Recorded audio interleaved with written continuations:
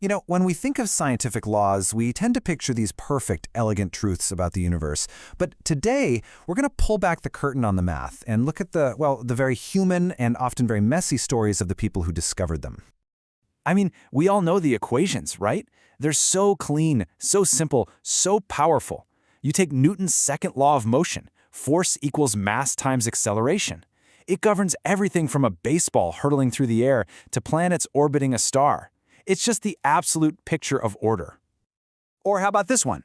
Einstein's masterpiece, probably the most famous equation in history, and it unlocks a fundamental secret of the universe in just 5 little symbols. These equations, they feel inevitable, like they were just sitting there waiting for us to find them, already etched into the fabric of reality. But what if that's only half the story? What if the road to all that beautiful clarity was actually paved with chaos, with brutal conflict, and with profound personal suffering? Well, that's exactly the question we're diving into. So let's start with the internal battles, because for so many of these scientific pioneers, the price of their genius was unbelievably steep. And it wasn't paid for in a lab. It was paid for inside their own minds and bodies. And the list of what these people endured is just staggering. I mean, we're talking about full-on nervous breakdowns, lifelong chronic pain, the grief of losing a partner way too young, horrible lab accidents, and so tragically crippling depression that sometimes led to suicide. This wasn't a rare thing, it was a theme.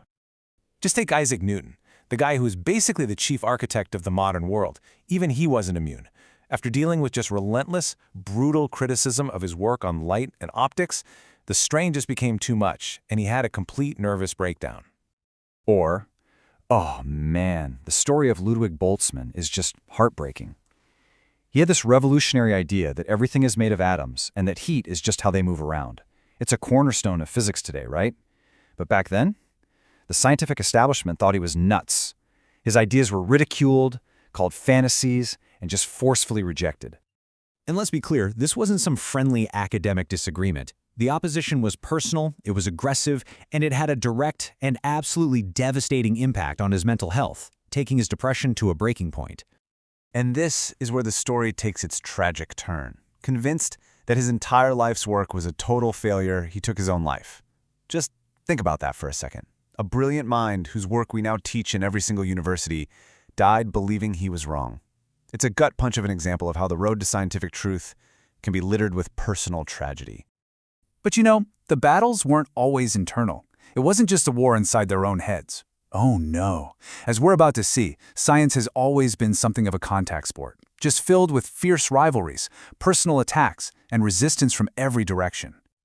I mean, case in point, the legendary rivalry between Isaac Newton and Robert Hooke. It was so bitter, so personal, that Newton actually refused to publish Optics, one of his greatest works, until after Hooke was dead and buried. And Hooke? He went around publicly accusing Newton of plagiarism. This was not a noble pursuit of knowledge. This was a street fight. And get this, it wasn't just Newton on his list. A recently discovered manuscript shows that Hooke also accused another giant of science, Robert Boyle, of stealing his work. These feuds were deeply personal, and they were everywhere.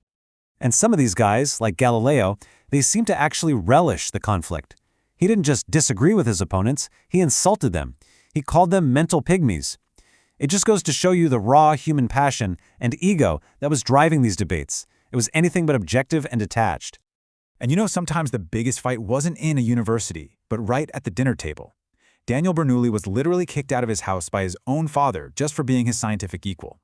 Coulomb's mother disowned him for picking math over medicine.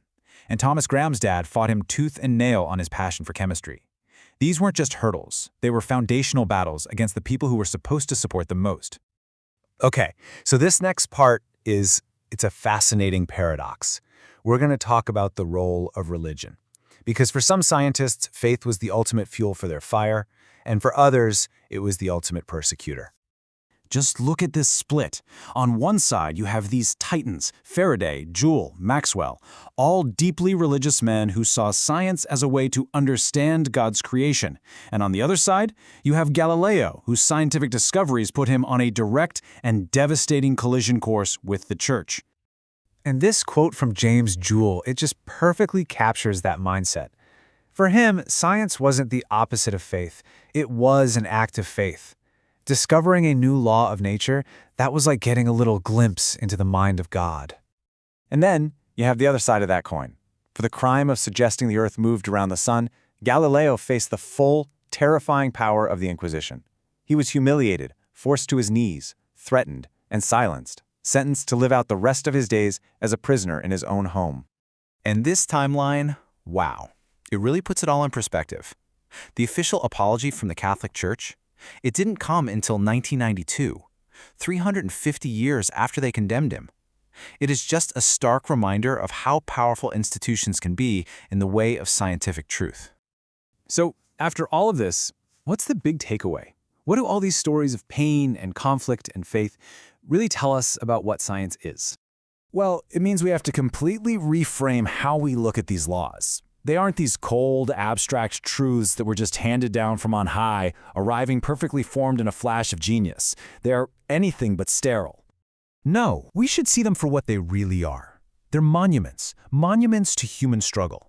Every single simple equation is the final chapter in a long, messy, complicated story filled with determined human beings who fought against their colleagues, their families, their institutions, and sometimes even themselves, all to bring one new piece of understanding into the world. And I want to leave you with this incredible thought from the physicist Murray Gell-Mann. It just so perfectly captures the absolute audacity and the beauty of it all. It's really the story of humanity, isn't it? A tiny part of the universe, driven by this insatiable, incredible need to understand the whole thing. And so that's the question I want to leave you with. The next time you see a formula in a textbook or just read a simple scientific fact, maybe ask yourself, what was the human cost here? What battles were fought to bring this little piece of truth to light? It's a question really worth asking. Thanks for exploring it with me.